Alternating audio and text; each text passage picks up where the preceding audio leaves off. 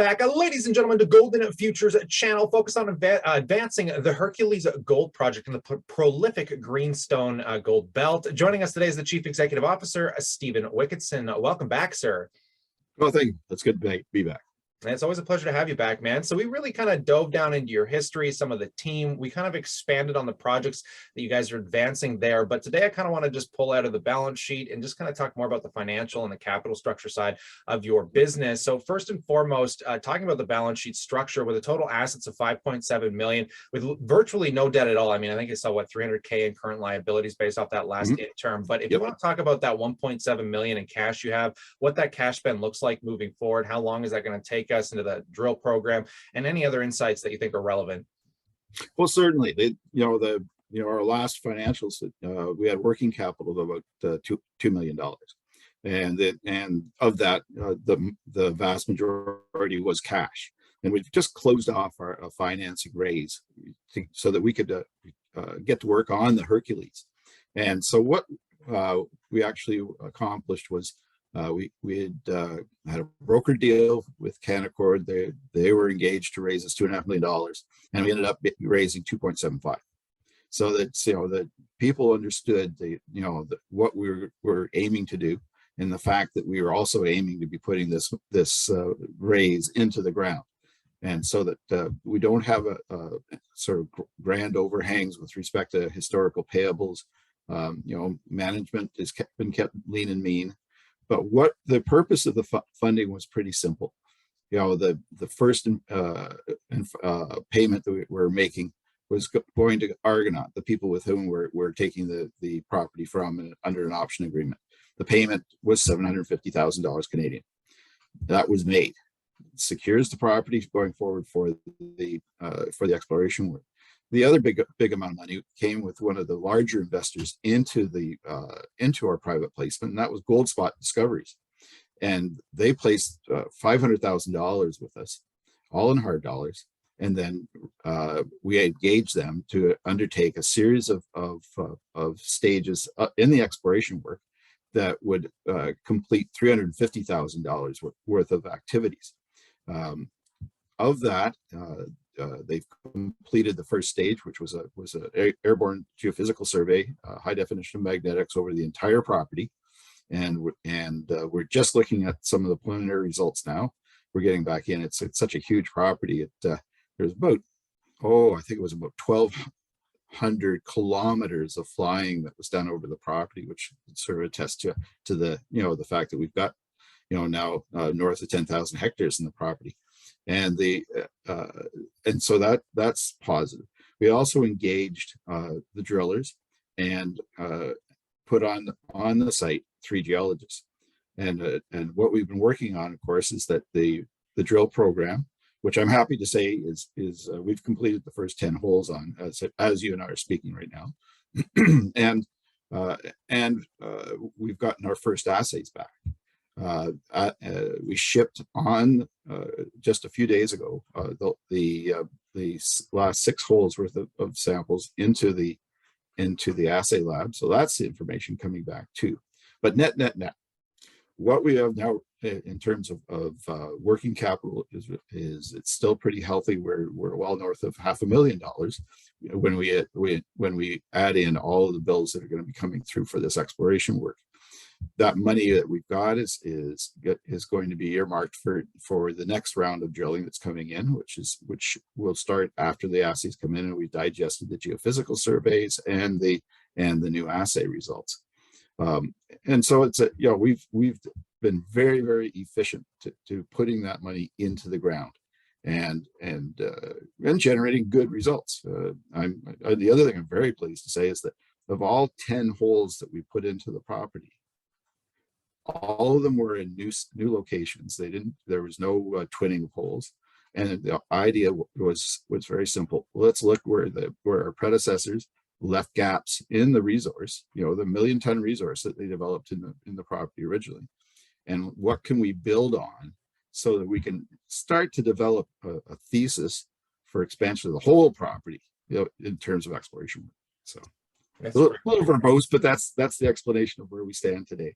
Yeah, I think you gave us some pretty good insights there, especially with those extra cash raises. I think is definitely going to be helpful and some value add. But let's talk a little bit about the shares outstanding. I mean, you guys have an incredible capital structure set up, 1.9 million shares outstanding. But do you want to just break down that institutional versus retail and insider ownership? Because I think you have Yeah, something interesting yeah. there. Well, when Golden Futures was created, the founders put in a pretty substantial amount of cash, and they have continued to put in through our financing. So if you look at what the high net worth group that has put in and the founders, they're actually remaining almost 2/3 of the issuance of the company at this point in time. Management, of course, has got almost 10% themselves. For instance, when we did the last financing, about 10% of the flow through, for instance, I did myself, knowing that this is going to be a very, very good property going forward. Institutions, we really only have one institution that's been involved here, and they only have about a 2% interest, but the retail investors, you add up the numbers, they're only about 25% of our floats. So you're looking at a float of about 50 million shares in total, and that, of course, is as of the last financial statement. What we got to be looking at here is there's been we have had just like everybody else, a difficult market, but the support on the buying side has come principally from both the institutions and the founders and management. Because we see this as the upside of the company as being fantastic from where we are today. So yeah, you guys are in a great spot, man. I'm going to kind of recommend everybody to come on over to your website, Golden Futures mineralcorp.com, because you guys did a good job cleaning all this stuff up for people to come and learn more. Is there anywhere else somebody should go to learn more or expand on these projects as well? Well, really, we've added a great deal to the project portion of the website, and you can see that we have each of the 3 property interests listed there, but the Hercules, of course, is our dominant one. Good descriptions, up to date, with everything we're working on here. That this plan. Let's stop here for one quick second.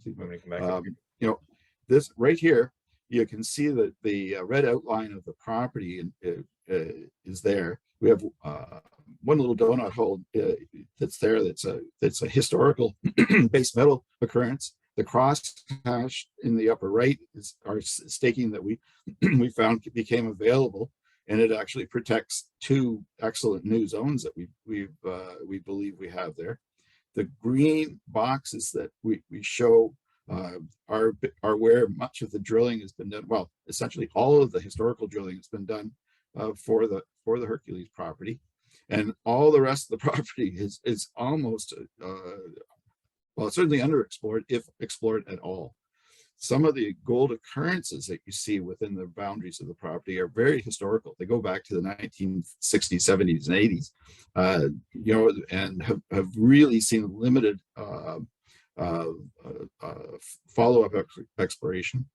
On the map, also on the left half of the property where the word Elmhurst is, there's actually a series of gold in overburden sampling that was done by the government in the 1970s. And that's important because where all of the old past producers are within the Geraldton Beardmore Gold Camp, they all have, in association in the till, discrete grains of gold. And the more delicate the grains are, the closer you are to your mineralization. And in the 4 instances that we have there, we have 4 delicate grains forming another northwest to southeast trend. And I look at that as another corridor of mineralization that is yet to be explored. So it's, I love to tout my, the horn here as to where this property has got its greatest potential. And it's certainly, it's far beyond that limited area that's been explored. That, just to give you an idea, though, in that area that has been previously explored, it's only 400 hectares of the 10,000 that we're working on. That's great to hear. Yeah. Yeah. So it's a, we've got a long term of sort of development on this property to be working on. We've got a news flow that's going to extend from development down to greenfields exploration. And so we're, like most companies, we're ultimately later in the season, we'll raise a little more money and we'll just keep putting it into the ground and developing the story and getting ounces and value back for our shareholders. And on that note, Stephen, I definitely appreciate these insights today. Thanks so much for coming out. Thank you, Michael. Till next time. Thank you. Always a pleasure. On that note, folks, let us know what you think in that comment section below. Consider subscribing for those drill results and that news as it comes down the wire. But stay cool, stay awesome, and I look forward to catching you in the next one.